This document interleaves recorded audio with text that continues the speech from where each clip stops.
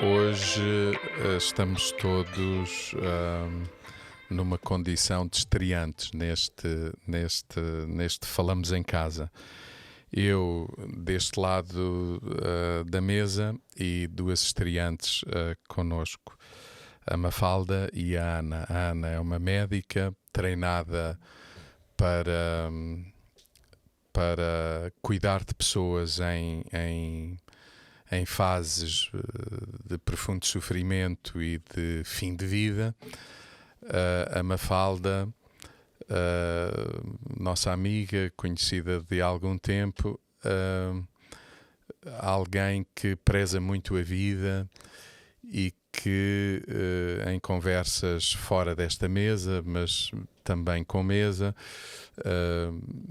confidencia e transpira o quanto ela está grata por haver gente que ficou perto dela, ajudando-a a viver. E eu começaria por aqui, usando uma frase da Mafalda a propósito de eutanásia, a propósito de morte assistida, a propósito de todas estas questões. Começaria por aqui.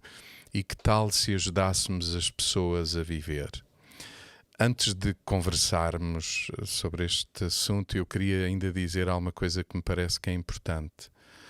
Nós estamos também a falar sobre um assunto que envolve sofrimento. E o sofrimento é, sem dúvida, para a natureza humana, como que um lugar sagrado, porque, enfim, é um lugar onde todos temos muito medo de estar, receio de estar, e quem já esteve nesses momentos por diferentes questões da vida, ou quem já esteve perto de quem sofreu, sabe que também não é nada fácil estar ao pé de quem se sofre. Não é nada fácil. Ajudar a viver é também pensar, ajudar as pessoas a passarem por momentos de sofrimento profundos, onde há pessoas que dizem que não querem viver mais, ou que pensam sobre essa possibilidade. Porquê que eu estou aqui? Que sentido faz a vida assim?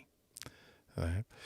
Ana, um médico não é treinado para ajudar a morrer. É, acima de tudo, treinado para fazer tudo o que está ao seu alcance para ajudar a viver, não é? Para contribuir para a vida. Sim, sem dúvida. O nosso código, o juramento que fazemos, é em favor da vida. Acima de tudo, curar aquilo que é possível, cuidar sempre e Sempre. cuidar sempre. Até ao fim. Até ao fim. E claro que tentar amenizar o sofrimento e ajudar no sofrimento. Ou seja, todo o conceito, tudo o que é e ética é em favor da vida. Mesmo nas diferentes circunstâncias, porque lidamos com fases em que as pessoas estão vulneráveis, doença, sofrimento, dor, e que com o que existe de tecnologia, com o que temos de ciência, é poder aliviar, é poder estar com a pessoa, é poder acompanhá-la e, acima de tudo, é isso. Nunca terminar a vida. Terminar a vida no... Eu já estive contigo, estou-me a lembrar agora mesmo, em vários momentos, e lembro-me um momento em que eu estive contigo, praticamente até ao fim da vida de um amigo, onde tu foste a médica e eu simplesmente o amigo.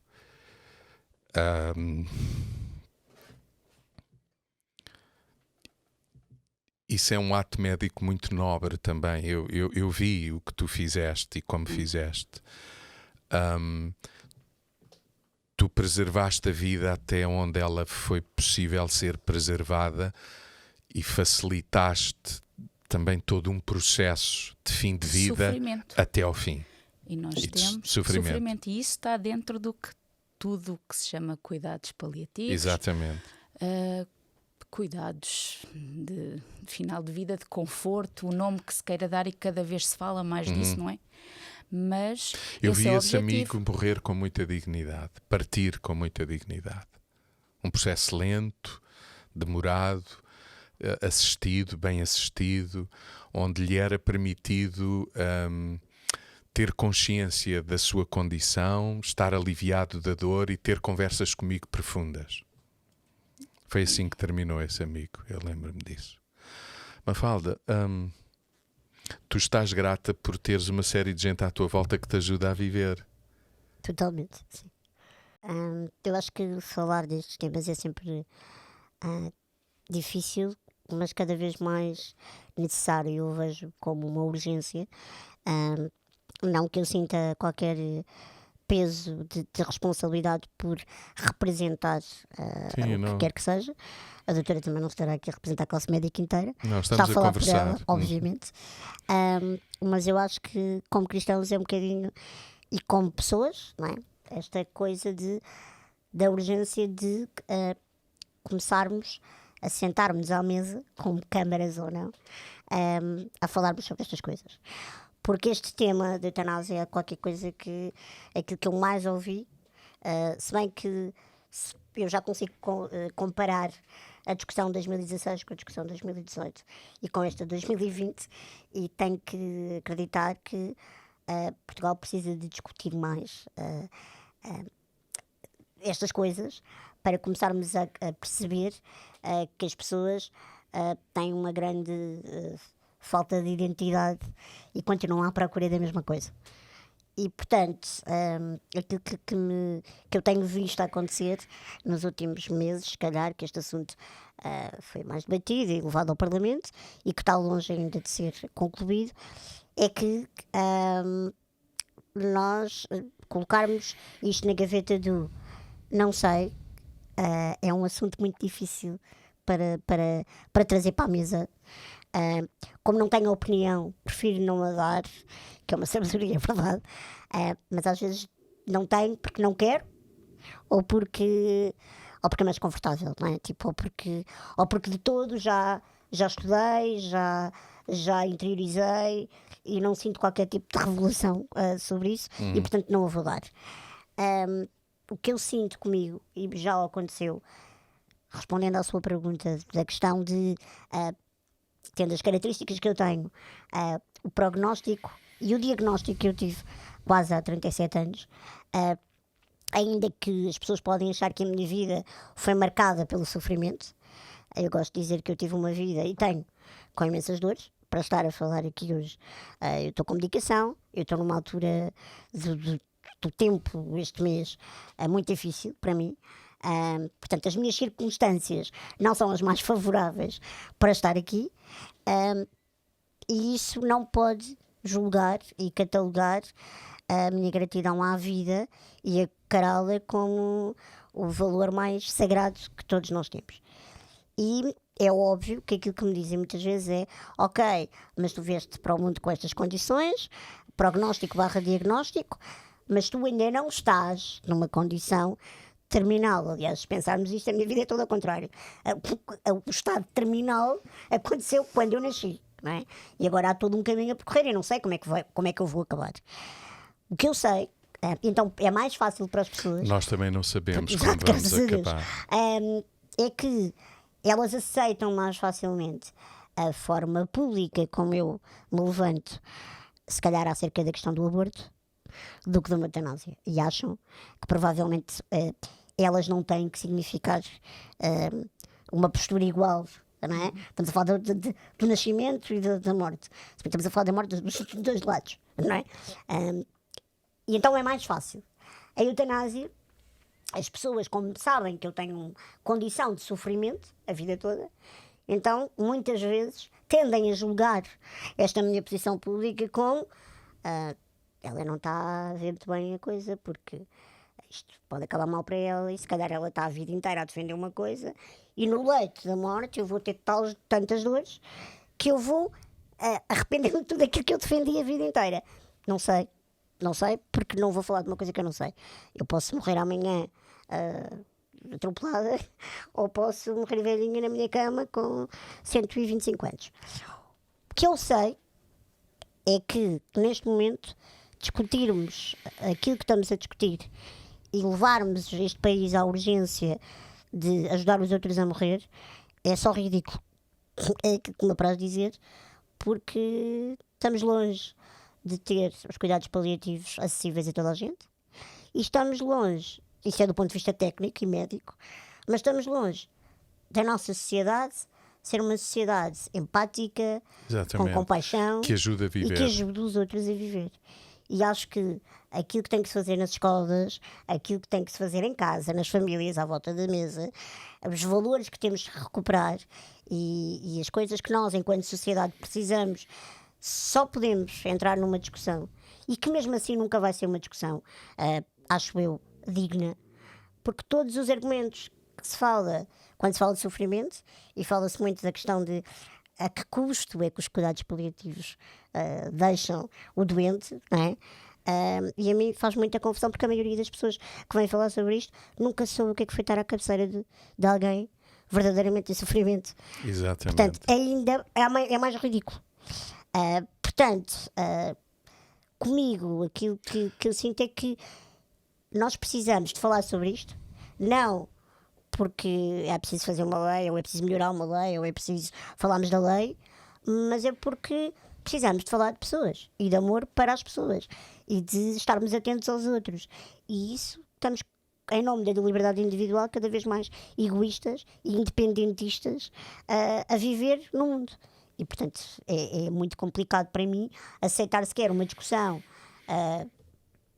sábia e com argumentos válidos, quando a premissa está errada desde o início. Eu tenho a sensação que quem se dispõe efetivamente a estar perto de quem sofre, quem se dispõe, quem se disponibiliza para estar perto de quem está em sofrimento, realmente não são essas as pessoas que mais defendem, nomeadamente a eutanásia. Quer dizer, a sensação que eu tenho é que quem a defende, como tu dizias, não tem sequer uma experiência de vivências, de acompanhar quem está a passar por momentos difíceis na vida, seja lá pelo que for. Nós sabemos que há exceções, não é? Há exceções, e acredito que há médicos, e existem médicos que possam ter aqui um lado mais de, acham que podem colocar aquela coisa do antes temos médicos, somos pessoas, e tenho uma opinião acerca disto, e já vimos alguns médicos que dão toda uma volta para poder estar a favor do sim. São poucos, mas existem. O que eu acho é que nesta questão de estar ao lado de quem sofre, para pessoas que estão, como a doutora, à séria, a entender o que é estar ali, as pessoas não pedem a eutanásia para acabarem com a vida. Elas pedem para desacabar com o sofrimento. Exato, porque querem viver.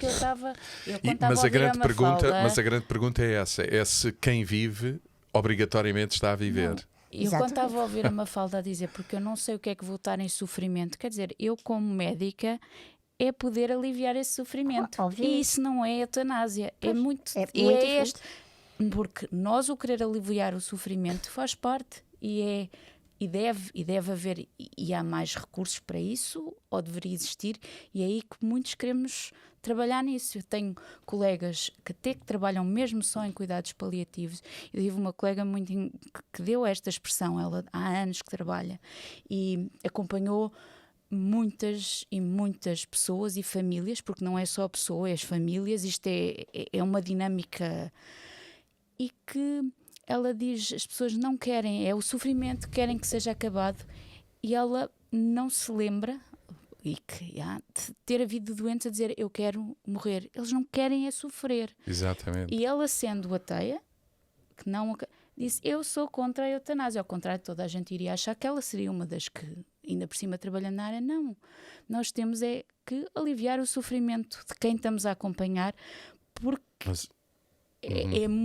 é difícil quando se está ao pé perceber e tudo o que acontece nessas fases. Claro, mas quando estamos a falar em sofrimento, nós não estamos apenas a falar de uma dor física. Não, claro, longe, porque a dor é uma dor, sofrimento, quer dizer, isto tem traduções a vários níveis, exatamente, não é? Desde o que a gente sente de dor e que tem uma tradução no cérebro, até toda a dor que existe e sofrimento, exatamente, que é um bocadinho também diferente, e há não é? dores da alma bem mais difíceis, por vezes, até de suportar e de medicar do que dor física, não é? Mas com isto o que eu quero dizer é, nós não precisamos só do medicamento, a gente precisa da pessoa. Claro. Até o doente não espera só do médico receber o medicamento,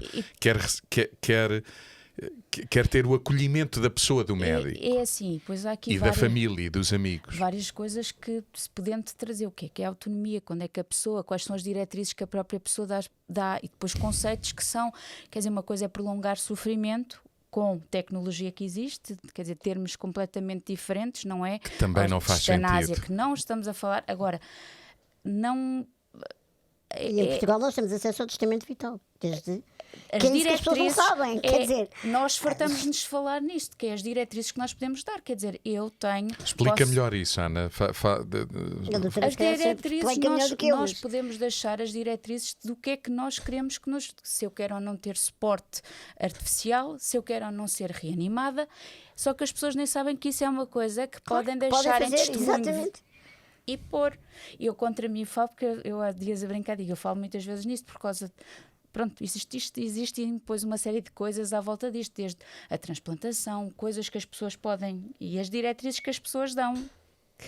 E nem eu tenho a minha feita, isto dizer em público é verdade, mas nós podemos deixar o que é que queremos ou não queremos fazer, porque há alturas que a degradação de que algumas situações clínicas levam a que a pessoa nem sequer tenha já autonomia, Condições. nem Claro, a tal porque, autonomia aliás, que a se fala eutanásia é muito- e definir a autonomia, quer dizer, uma pessoa, porque é que Sim, é mas, muito aí, difícil. mas aí até há quem ache e pense que terceiros poderão decidir por ele Eu acho e em que são muitas nuances, condições. estamos a falar de coisas Exato. muito É que ambíguas isto- e que as pessoas não estão informadas. Porque desde completamente. demência, Completamente. a doenças Mas sabes também de que é que mentais, estamos a falar?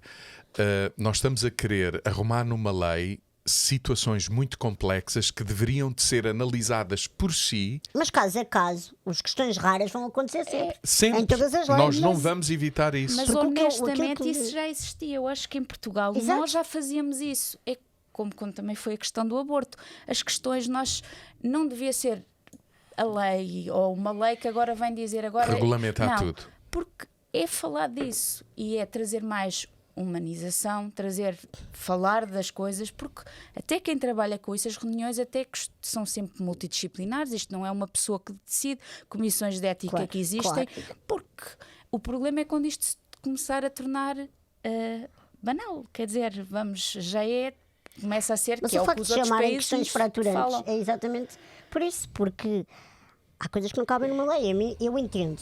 Porque isto já está de tal ordem, e vocês corrijam-me se eu estiver errada, que tudo aquilo que se vê é que de repente as pessoas que estão a discutir ou a posicionarem-se, como nós estamos contra, obviamente, a eutanásia, de repente são chamados pelo lado sim, como nós é que não temos empatia e compaixão, e somos nós que estamos a rejeitar. Sim, mas Mafalda, mas Dá ainda a aí, volta. claro que dá a volta, Pronto. mas ainda aí eu pergunto a mim mesmo se eu como cristão, se estiver diante de uma pessoa que quer, vamos imaginar que a lei já está em vigor e que ele quer, enfim, ter morte assistida.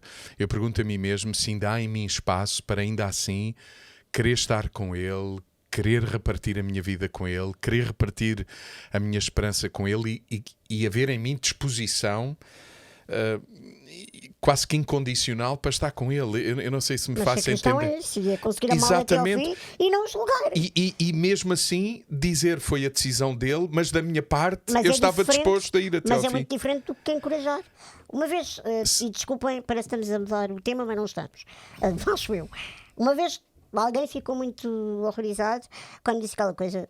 Vamos falar de coisas que é muito bonito, não estamos todos a generalizar, mas vamos falar de coisas práticas. Vamos imaginar. Alguém me dizia, porque é mais fácil, porque tendo em conta os meus 37 anos, e se falarmos, infelizmente agora o cancro não escolhe idades, não é? Não escolhe nada, mas se estivermos a falar da morte assistida no ponto de vista do sofrimento, de pessoas que têm doenças terminais e a questão do... Porque agora a esperança média de vida é maior, nós vivemos mais e esse senão de coisas. Portanto, as pessoas que se calhar mais próximas de mim...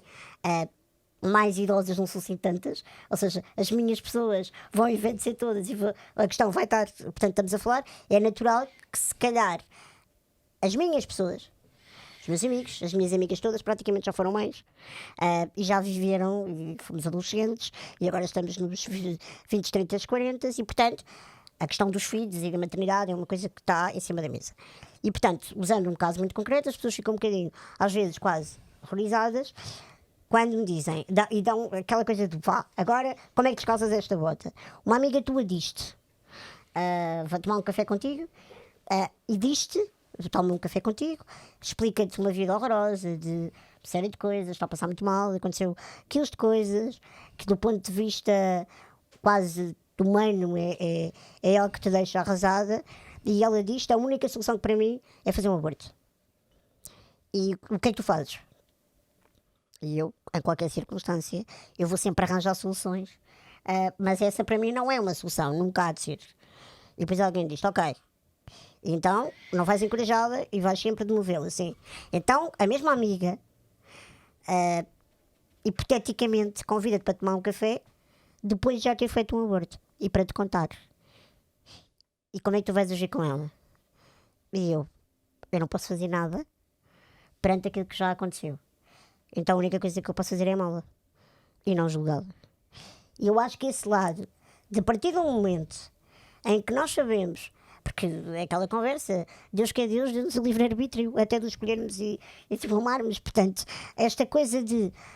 Há ali um momento quase limite, como o pastor dizia, que é, se eu estiver ao lado de alguém e a lei for aprovada e eu não posso fazer nada, eu tenho que acreditar sempre que eu fiz a minha parte até ao final. Claro. Não é? Agora, isso não pode nunca demitir do meu papel daquilo que eu fui chamada a fazer. Não, e mais do que isso, nem pôr contra os que pensam de forma diferente de mim. Mesmo a nossa comunidade, falando da nossa comunidade aqui, eu acompanho pessoas que passaram por processos em que eles abortaram também. E não é porque eu também acho que isso não é uma opção que eu não há em mim uma disposição e uma disponibilidade para os amar, para os entender, para os ouvir, para os escutar, e alguns deles falam do efeito disso, dessa decisão, na vida deles 10 anos depois, 15 anos depois, e cá estou eu para andar com eles, ajudá-los a viver. Ajudá-los a viver. Portanto, não é porque eu sou contra que depois me demito. Mas o ser contra é sempre mais fácil ter a favor, não é? Das coisas. Ser contra, às vezes... Sim, ser contra, mas também não é uma imposição. Pois não, mas o que se passa aqui, que eu acho que neste caso, de certeza que a doutora vai concordar comigo, ainda por mais porque estamos na sociedade, é que quem assume uma posição assim, publicamente, é muitas vezes chamado de radical. Não é? Lá estás tu com posições muito radicais e depois sabem, obviamente, que temos fé e que há princípios cristãos associados a isso. Há um peso maior. Pronto. E o que eu quero dizer é que quando se falava desta questão do amar até o fim e não julgar, o amor de Jesus foi radical por isso. Porque ele não mandou tolerar as pessoas, ele mandou amar. Claro. E logo isso faz a diferença total em como é que nós, cristãos, lidamos com estas questões tão fraturantes e que há exceções. E depois eu acho que as pessoas que aquela coisa do... quando eu digo que depois o jogo já está ao contrário, é quando trazem à luz dos debates e daquilo que se vê vídeos de pessoas que são, não estamos a teorizar, alguém em sofrimento, com uma grande história, depois tem um videozinho por trás e com aquilo tudo, e depois parece pensar assim, bem, tu és completamente insensível ao sofrimento dessa pessoa. Não sou. Não, eu também não sou. Agora, pelo contrário, nós somos contra o conceito de matar, basicamente. Quer dizer, a questão é essa. Nós tentamos, e então ponham mesmo isso a quem jura e diz que é isso que vai fazer, que é a favor da vida, que é tentar acompanhar Estás sempre a falar e cuidar. como médica, como como médica. técnica. Isto faz, porque é matar, Fere- não é? fere o princípio. muito o princípio. Porque o sofrimento, porque o que quando tentam pôr aí é as pessoas estão em sofrimento e nós não vamos fazer nada por elas. Não, temos então é que fazer, temos é que melhorar isso que fazemos, temos é que tentar perceber, tentar arranjar soluções, tentar arranjar dentro do que existe e que ainda bem que existe, e a verdade é que quando a Mafalda estava a dizer, cada vez mais com a ciência a evoluir, com todos os tratamentos que existem, as pessoas também vivem muito mais tempo, conseguimos dar, mas às vezes isto não chega a todos, ou Não está acho longe. que Está longe disso. está mas isso- longe, por isso é que eu estou a dizer. longe. Há coisas E às muito mais vezes urgentes para tratar. Isto pode trazer por trás muita coisa também muito mal, que quer dizer, a pessoa acabar morte, não matar, basicamente, é que nem a morte, porque a morte faz parte, Claro. quer dizer, nós desde que nascemos ou sabemos que isso, a morte é, agora, aqui estamos a falar de um matar, e se calhar é o termo que temos que, quer dizer, matar, concordar com isso e ajudar a fazer isso, quer dizer, Eu, por mais que tente é difícil. ser. E atenção, eu gosto sempre de ouvir quem está a favor e tentar perceber o que é que os move e o que é que. E há pessoas, as pessoas estão válidas em todo o lado e elas têm, obviamente. Gosto sempre de perceber a intenção que está por trás e o caminho que elas fazem, a viagem que elas fazem até chegarem à conclusão. Porque também é preciso coragem para se posicionar. É sempre mais fácil Claro. sermos mornos, não é? Sim, mas É sempre muito mais fácil sermos mas mornos. Mafalda, não é só a viagem, é quem te acompanhou nessa viagem, quem te Sim, está a acompanhar nessa viagem. As vozes que nós ouvimos, as influências que nós tivemos, Exatamente. Claro, os o que é que fantasmas que leva a nós temos. pessoa a tomar aquela decisão, não é? Quanto temos, porque o que é que levou a pessoa É a um decidir? somatório de vários Sim, fatores. Não quero mais, porque Exatamente. a pessoa tem que tomar decisão, porque e depois existem aquelas situações em que qual é a condição que a pessoa decidiu que E queria nesse sentido, um vídeo nas redes sociais não nos diz nada. Ui, Nesse sentido, um vídeo nas redes sociais não nos diz nada. E não podemos resumir este tipo de questões a vídeos mas e não é a... uma questão de sermos indiferentes, ou mesmo, Não, de imagina, eu todo. estive a ver o prós e contras este ano na RTP sobre isto e até acho que foi muito interessante comparado com os outros anos. Lá está, porque esta é a minha coisa de não estar a exercer jornalismo, mas ver o jornalismo, às vezes eu tenho amigos mas assim, isso faz-te mal, mas porquê que tu paras de ver isso? E estás constantemente a ver, lês as notícias todas e já, pronto, é um bocado como um jogo de futebol, uma pessoa sofre o jogo todo, só quer saber quem é que ganhou. E não, para mim é importante, porque eu não gosto também de ir para uma mesa falar sobre uma coisa sem saber o que é que o meu adversário pensa sobre isto. Porque se estamos de dois lados da barricada, Sim, se pensarmos nesse lado, pronto. O que eu quero dizer é que sinto que as pessoas que discutem nesta tal viagem têm muitas nuances que vão acumulando para chegarem a esta conclusão. E a mim aquilo que me custa só é sentir que muitas delas vão à superficialidade de isto é só uma posição política. Ou então usamos o argumento da liberdade individual que dá para tudo. Autonomia, falta de dignidade. Eu pergunto, uma pessoa, e eu sei, não estava terminal, mas há muita gente a passar por isso. Eu há 2 anos parti o fémur e tenho, portanto estava com 30 e tal anos já, e estava na minha casa e a minha mãe já não existe e foi ela que tratou de minha vida inteira com fraturas consecutivas. E portanto tinha o meu pai, e eu sou adulta, e o meu pai ajuda-me imenso e trata de mim. Estamos a falar de coisas que eu tive na cama em que eu não conseguia levantar isto, não é? Portanto, era como se eu tivesse paraplégica, porque eu não conseguia sequer fazer isto ao pescoço, porque era o fémur, eu não podia mexer. Portanto, eu via televisão com uma ginga-joga que os meus amigos fizeram, quase projetor, para eu ver as séries no teto, porque eu não conseguia fazer isto, só estar a ver televisão ou com o iPad ou o que fosse, e tive que aguentar ali 3 meses. Tive pessoas ao meu lado, sempre, Às vezes era eu que tinha que os mandar embora, já estava forte, precisava do meu tempo. Estavas medicada? Obviamente, portanto, para os dois. Mas quando, independentemente de estar medicado ou não, há uma coisa que é isto que se fala muitas vezes: a dignidade. As pessoas já estão completamente, e ouvimos coisas como: eu não quero saber que vou passar o fim da minha vida a alguém ter que me dar a comida à boca. E nós pensamos assim: eu não me sinto menos digna porque o meu pai tinha que me fazer a higiene toda, e porque eu estava de fralda, e porque eu estava. Não é? Estamos a falar de coisas que a doutora conhece perfeitamente bem. Claro. E eu imagino as pessoas que dizem isto, porque não estão doentes ainda, estão a dizer, estão hoje a discutir: eu quero poder decidir sobre a minha vida, para quando chegar a essa altura, se me aparecer uma doença degenerativa, um cancro, qualquer coisa, eu não quero imaginar no dia que eu prefiro acabar com a minha vida antes. Não é? Antes, no tempo dos nossos pais diziam aquela coisa do: se eu apanhar uma coisa ruim, dou um tiro na caçadeira porque eu quero morrer, não é? Antes disso tudo. E hoje em dia já usamos palavras mais bonitas, mas dizemos exatamente a mesma coisa. O nosso problema é porque eu não quero estar dependente dos outros. E isto leva-me a um Nunca princípio. quis. Porquê agora? Pois. Sempre vivi sozinho, sempre fiz o que entendi. Porque Porquê nós agora? não olhamos para a palavra dependência como uma coisa má, porque nós queremos ser livres, confundimos a autonomia e às vezes até a autoestima com egoísmo.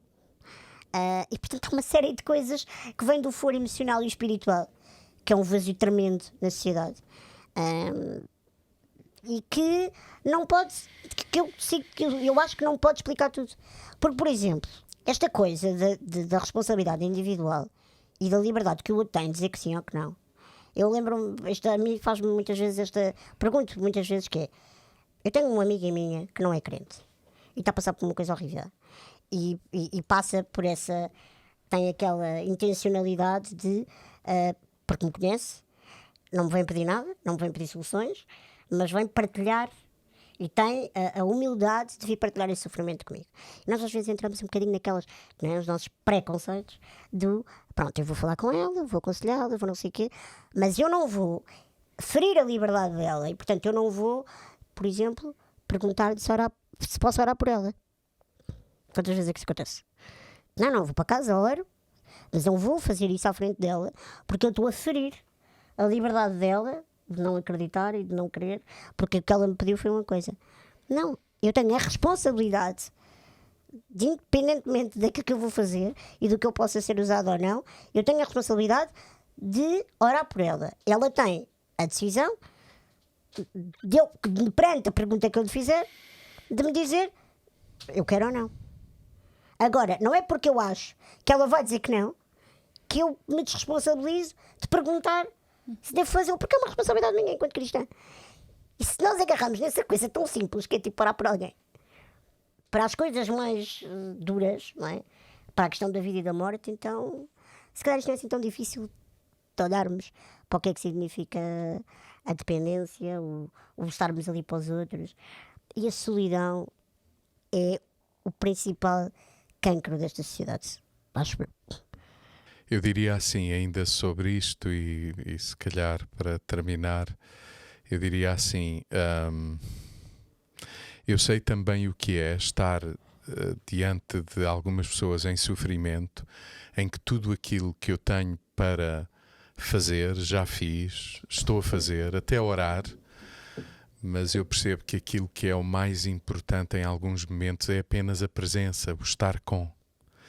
E eu não sei se nós valorizamos isso até a outros níveis, não apenas diante da morte. Estarmos acompanhados, vivermos em comunidade, repartirmos a vida, estarmos juntos. E muitas vezes não há nada mais para dizer, nem nada mais para fazer, é estar somente. E às vezes o melhor que temos a fazer até com algumas pessoas que estão em sofrimento é estar presente e em silêncio. Um silêncio que é também ele sagrado, não é só o sofrimento que é sagrado, um silêncio sagrado, onde honramos a vida e respeitamos os mistérios da vida. Ajudemos todos a viver até ao fim, mesmo com o que isso implica.